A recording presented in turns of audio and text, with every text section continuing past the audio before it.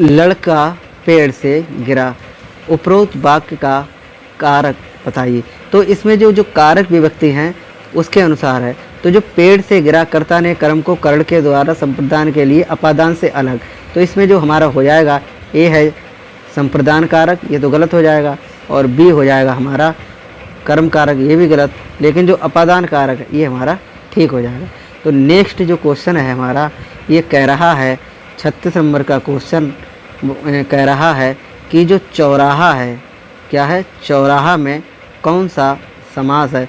तो देखो जो द्विगु समास होता है उसमें गिनती होती है, और द्वंद्व में जोड़ा होता है, और तत्पुरुष हमारा होता है कर्म कारक चिन्हों के अनुसार चलता है, और बहुब्रीहि मतलब होता है।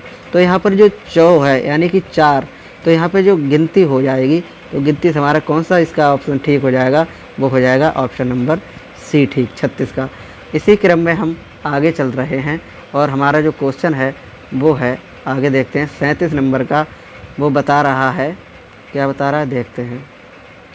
37 नंबर का जो क्वेश्चन है इसमें लिखा है पुत्री का पर्यायवाची शब्द नहीं है।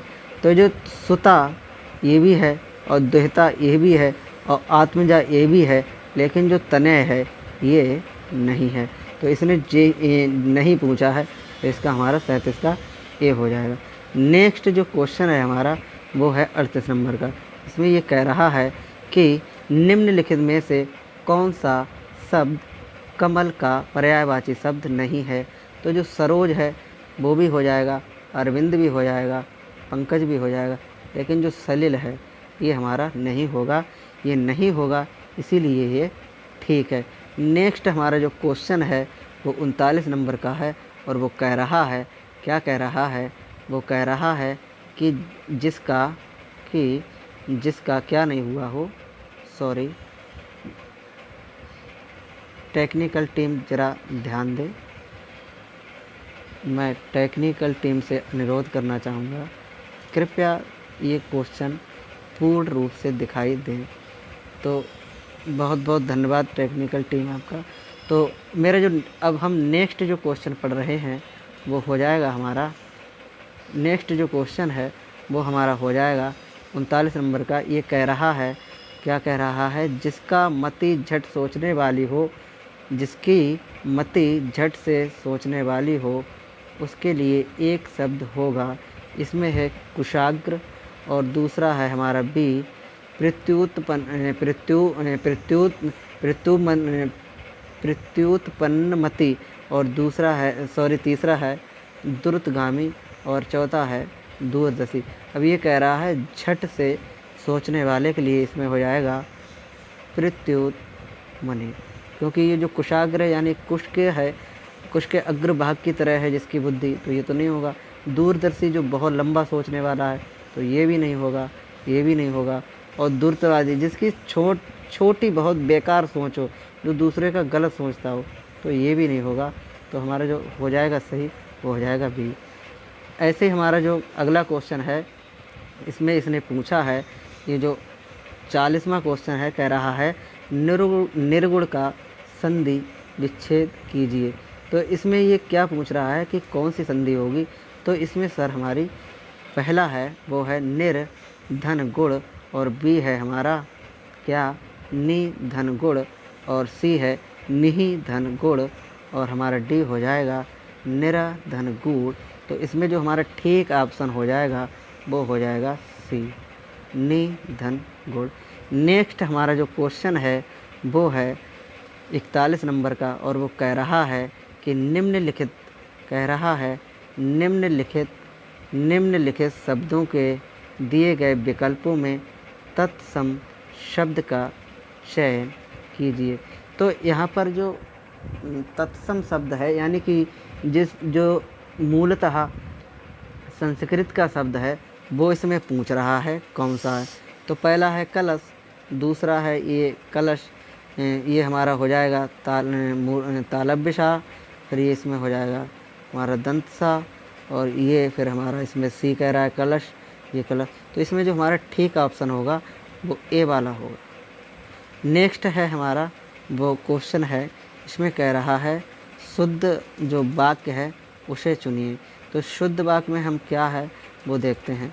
इसमें 42 नंबर का जो क्वेश्चन है वो कह रहा है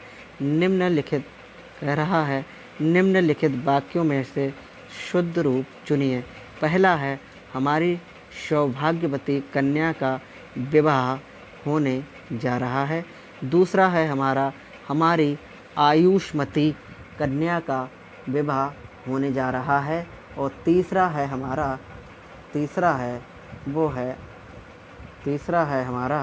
वो कह रहा है हमारी सौभाग्यवती कन्या का विवाह होने जा रहा है। और चौथा है हमारा आयुष्मती कन्या की विवाह होने जा रही है। तो ये 4 ऑप्शन है। तो इसमें से हमारा ये डी वाला तो नहीं होगा। हमारी सौभाग्यवती कन्या का विवाह होने जा रहा है, हमारी आयुष्मती कन्या का विवाह होने जा रहा है, तो इसमें ये भी नहीं होगा।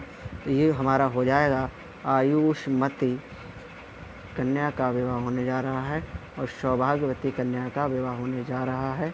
तो इसमें हमारा ऑप्शन नंबर जो होगा वो बी ठीक होगा। नेक्स्ट हमारा जो क्वेश्चन है वो हो जाएगा 43 नंबर का।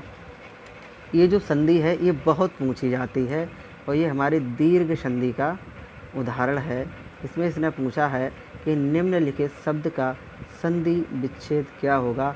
हमारा जो शब्द इसने दे रखा है भानुदय, तो पहला है हमारा भानु उदय, दूसरा है हमारा भानु उदय और तीसरा है हमारा भानु उदय और चौथा है हमारा भानु उदय। तो इसमें जो हमारा ठीक ऑप्शन हो जाएगा वो हो जाएगा हमारा ऑप्शन नंबर सी। कौन सा? भानु धन उदय बराबर भानु उदय। ये पर्यायवाची हमारे सूर्य का हो जाएगा, ये सूर्य का पर्यायवाची है। अब हम आगे बात करते हैं, वो हमारा क्वेश्चन है वो हो जाएगा हमारा 44 नंबर का। 44 नंबर के क्वेश्चन की अगर बात करें तो ये कह रहा है कि निम्नलिखित वाक्यों में से शुद्ध रूप चुनिए। कह रहा है हमारे यहाँ तरुण नव युवकों की शिक्षा का अच्छा प्रबंध है। और हमारा सेकंड कह रहा है हमारे यहाँ तरुण नवयुवकों की शिक्षा का अच्छा प्रबंध है। और सी कह रहा है हमारे यहाँ नव युवकों की शिक्षा की अच्छा प्रबंध है। और डी कह रहा है हमारे यहाँ नव युवकों की शिक्षा का अच्छा प्रबंध है। तो इसमें हमारा ये जो हमारे यहाँ नव युवकों की शिक्षा की अच्छा प्रबंध है ये तो सर गलत हो जाएगा। और इसमें अब हम 3 जो ऑप्शन है इसमें देखते हैं। पहला हमारे यहाँ तरुण नव युवकों की शिक्षा का प्रबंध है, ये भी गलत हो जाएगा। और हमारा ये बी है हमारे यहाँ तरुण नव युवकों की शिक्षा का अच्छा प्रबंध है, ये भी गलत हो जाएगा। तो अब हमारा जो ऑप्शन बचा है वो ऑप्शन नंबर डी बचा है, ये हमारा ठीक है। ऐसे ही हमारा जो 45वां क्वेश्चन है वो पूछ रहा है कि जो धन है जो शब्द धन का पर्यायवाची नहीं है उसे चुनिए। तो इसमें जो धन है उसमें एक तो द्रव्य होता है और एक द्रव होता है। तो यहाँ पर ये जो द्रव्य है ये बहने वाला है, जो हमारा केमिस्ट्री में यूज होता है। क्या है? ये जो द्रव है ये मैटर है, एक पदार्थ वाला है, और ये जो द्रव है ये लिक्विड वाला है, और ये वाला इसका पर्यायवाची होगा, ये नहीं होगा, ये उत्तर है। ठीक है, अब बता दो, काट लेंगे। कहा है ये द्रव है, इसका मतलब है कोई पदार्थ। मैं कहा जब लिक्विड को मतलब ना लिक्विड वाला द्रव जो मतलब पदार्थ वाला, जो तीनों अवस्था में पाया जा सकता है, जो पदार्थ की बात होगी। और मैंने आप जाके जो बोले जी लिक्विड वाला है, हाँ तो जे लिक्विड वाला नहीं, लिक्विड वाला जे है। चलो विधायकीकरण बंद करो। 47 क्वेश्चन ठीक से देखो जाएंगे। बोला पढ़ा ना, इसका उत्तर मुझे पता नहीं है। तूने जो देख लेगा आंसर। अरे यार तुम्हें ना समझ में आ रही, द्रव संपदा और दवा एक है, ये तो है गए जो अलग है, जय उत्तर जाको डी बी बारू। अच्छा, पढ़ा वो जो क्वेश्चन। नेक्स्ट जो हमारा क्वेश्चन है वो 45 नंबर का, जो शब्द धन का पर्यायवाची नहीं है उसे चुनिए। तो पहला है हमारा ए द्रव्य, दूसरा है बी द्रव और तीसरा है संपदा और चौथा है डी दौलत।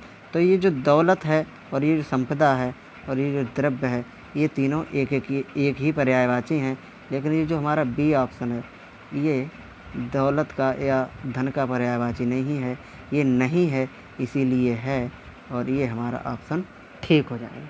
नेक्स्ट जो हमारा क्वेश्चन है वो है 46 नंबर का, और 46 नंबर का जो क्वेश्चन है वो क्या कह रहा है, वो कह रहा है कि ये कह रहा है लोगों ने शोरगुल करके डाकुओं को भगाया, उपरोक्त वाक्य में कारक बताइए।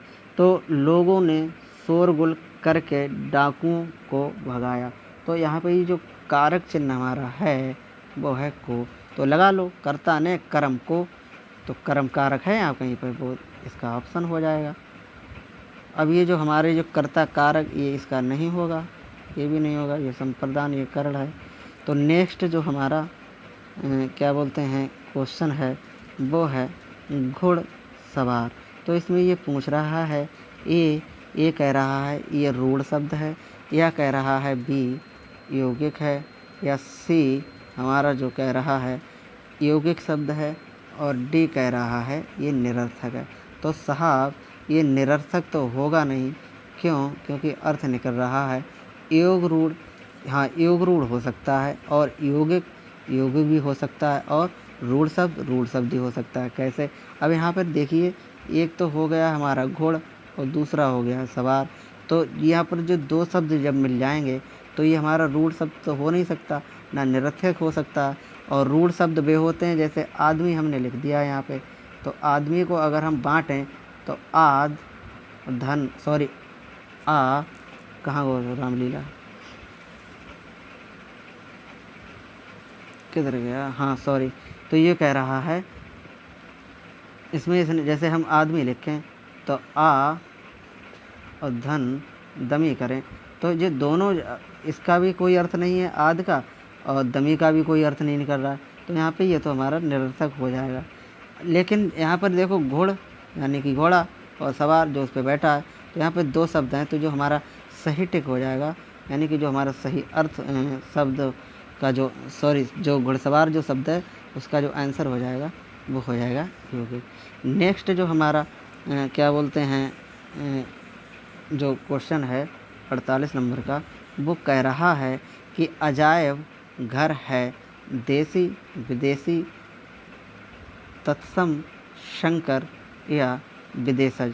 तो इसमें हम बात करेंगे, तो ये जो हमारा पहला है देसी शब्द, दूसरा है तत्सम, तीसरा है विदेशी, और चौथा है शंकर।